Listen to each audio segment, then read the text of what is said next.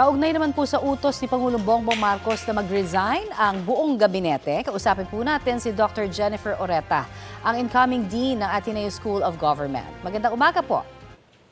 Magandang umaga, Connie. Opo, para po sa kaalaman ng mga manonood natin, ano po ba ang ibig sabihin ng courtesy resignation? Yung courtesy resignation, ito ay prerogative ng appointing power ng Pangulo. So ito, ibig sabihin nito, inoobligan niya yung lahat ng kanyang mga inappoint para mag-submit ng kanilang resignation. Kaya may qualifier na courtesy kasi hindi agad-agad, no? So pero syempre may pressure din yan na may within certain period kailangan i-submit nila yung kanilang letter of resignation. I see. At iniuugnay po ng palasyo sa resulta ng eleksyon 2025 ang utos ng Pangulo na mag-resign ang kanya pong gabinete. Ano po ba ang indikasyon nito at ano ho masasabi niyo tungkol dyan? Kung titingnan natin yung resulta, marami hindi lahat ng members ng administration slate ay nakapasok sa Senado. In fact, yun, tama ka, marami nga ang nagsasabi na dahil sa poor performance ng administration slate kaya nag-request ng courtesy resignation ang Pangulo. Pero kailangan din nating tingnan na nasa midterm period tayo. At yung midterm period, ito talaga yung pagkakataon ng kahit na sinong leader para i-review kung tayo ba ay umaangat or nagpo-progreso dun sa ating mga ginagawa or yung mga targets or hindi. So this is really a golden opportunity for any leader to re-evaluate kung maganda na ba yung performance o kailangan mag-recalibrate. I see. Pero yung sinasabing recalibration, may kinalaman din ho kaya daw ito sa hidwaan ng pamilya Marcos at Duterte? Pwede nating i-interpret na ganyan, kasi pwede nating i-interpret na ang objective ay yun nga, i-recalibrate para mas maganda yung performance sa darating pang 3 taon. Pero pwede ring i-interpret na yung action ng Pangulo ay isang paraan para i-solidify ang kanyang control sa gobyerno. So sa ngayon, syempre hindi ini-speculate natin kung ano ba yung motibo at pinakikinggan ko si Yusek Claire kanina na ang motive talaga at sana nga ay yun ang totoong motibo ng palasyo ay to see how we can better improve the services of the government to better serve our people. Opo, sabi nga ho ng Pangulo, ngayon ang pagkakataon nilang magpakitang gilas kung sakasakali talaga bago aprubahan. At sana nga, oo. Yes, so para ho sana nga. Para sa ikakagandahon ng serbisyo nila sa taong bayan. Ay nagkaroon na rin ho ba ng ganitong kalawak na courtesy resignation sa mga nagdaang administrasyon? Sa pagkakaalam ko, ito yung ganito ka-massive, So yung ibang administrasyon, nag-request din sila ng may mga nire-request din sila ng courtesy resignation.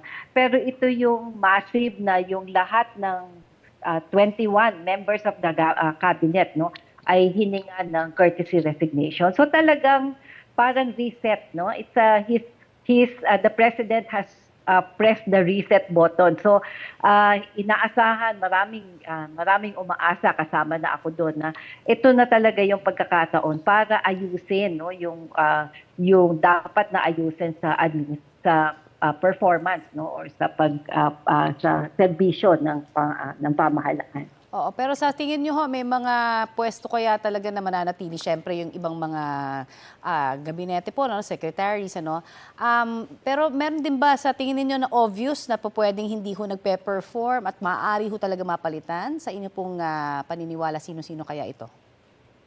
Mahirap magpangalan at baka tayo mapahamak dito.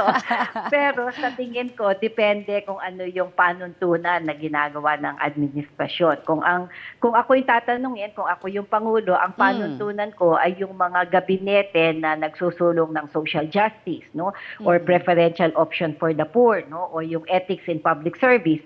At ito yung magiging metrics or panuntunan ko para piliin sino ba sa members ng gabinete yung sumusunod or nagtataguyod nito.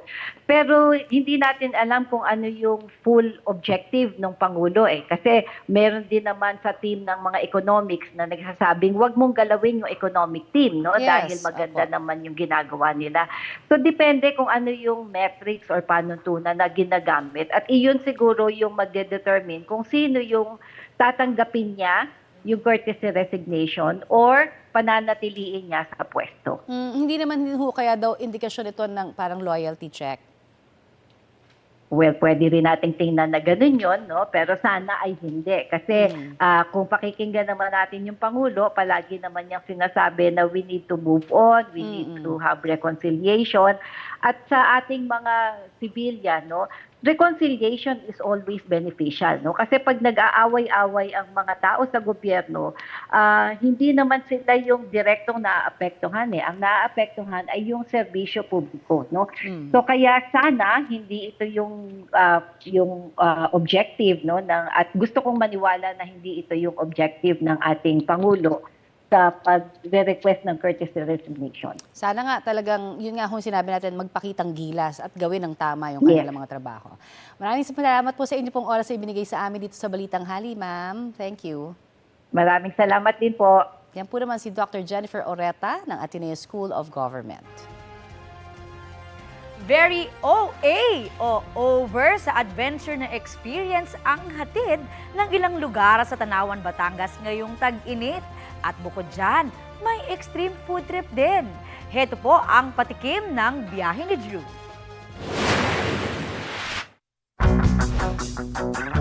Nagsisimula ng umulan, tapos drawing pa rin ang outing. May isa pa. Aba, galaw-galaw na! Mahaba-habang takbuhan to sa ilalim ng araw.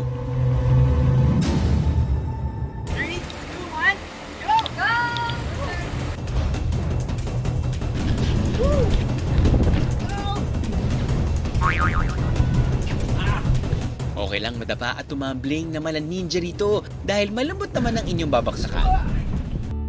Nakakagutom magtatalon at mamasyal, no? Extreme gutom calls for extreme food trip. When in Batangas, ang For the Lafang, itong Sofer OA nilang Lomi. 8.39. Parang buhat-buhat ko lang yung aking newborn. Pangmalakasan din ng mga astig na kababaihan ng Tanawan, Batangas. May sarili tayong kababaihan. Kayak race! Nay, dito po! Nay! Nakalimutan nila ang kanilang salamin. Labas mga OA, samahin niyo ako sa extreme sa saya. At super exciting na biyahe.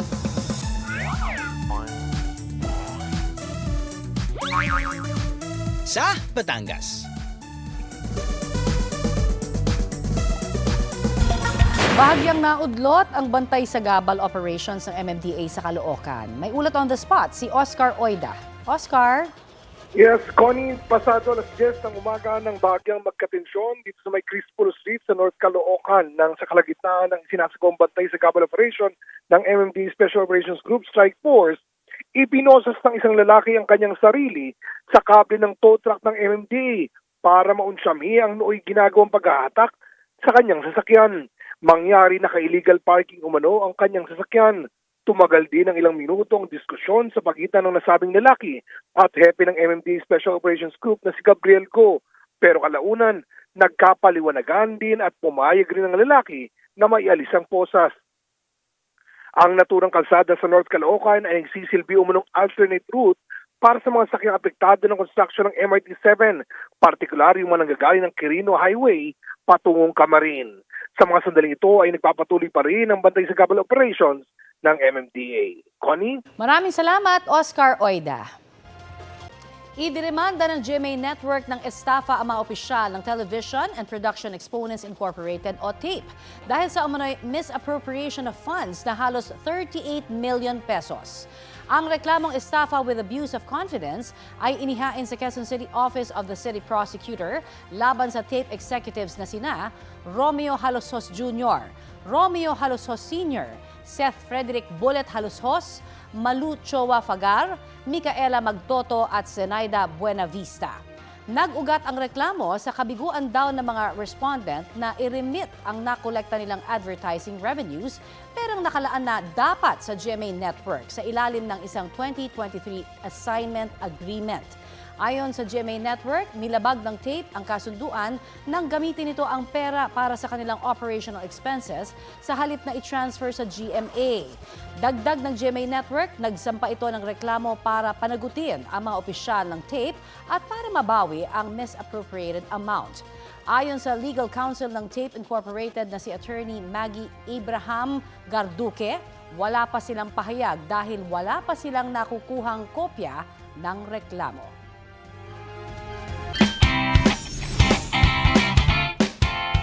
Pasok na sa 2026 World Championships ang Philippine Women's Beach Handball Team.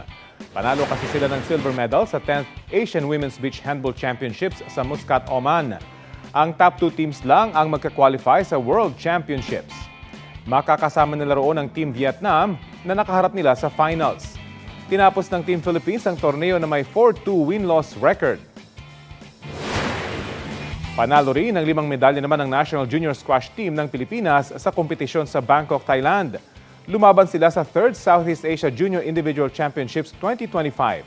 Meron silang isang gold at tig-2 silver at bronze medals. Good job sa inyo!